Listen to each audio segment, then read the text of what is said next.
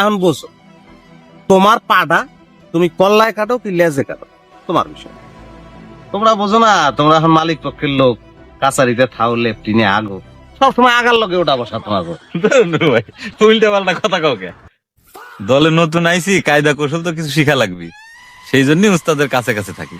হয় তুমি এখন কায়দা শেখো, কৌশল শেখো, মার্শাল আর্ট শেখো, কিন্তু এদিকে মূলে যে তোমার বেকায়দা লাগিয়ে যাইতে আছে, এদিকে তো একটু খেয়াল করা লাগবে দাদা, নাকি?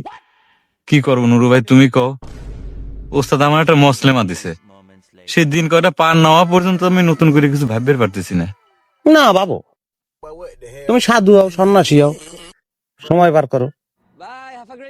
এদিকে জহরজান যে কালে হিরু রে রাত্রির গেলে গীত গাইয়া শুনাইবে, হেকালে কলজের মধ্যে কেমন খসত করি ওটা, হেকালে দেখো। তো চাচ্ছে তোমার জন্মের সাথে চাচ্ছে তোমার পর গোসা করিয়া হে হিরুরে বিয়ে করি হালায়। মুই মুই কোন রকমে ঠাই রেখছি। এখন বোঝো, তোমার পাটা তুমি কল্লায় কাটো কি লেজে কাটো, তোমার বিষয়। মুই যাই, মোর একটু জরুরি কাম আছে। চাহু ভাড়া করছো, এই চাহু আবার ধরা খাইছে।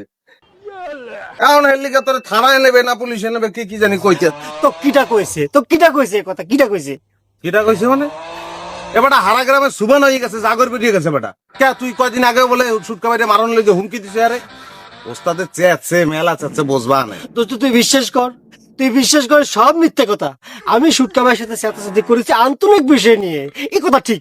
তাহলে আমি তাকে খুন করার পারি? তুই কত, তুই ক আমি পারি? ওরে পাগল, মুই তো এই কথা কইছি, তুই এ কথা কবি কে? মোর কথার কোনো দাম আছে?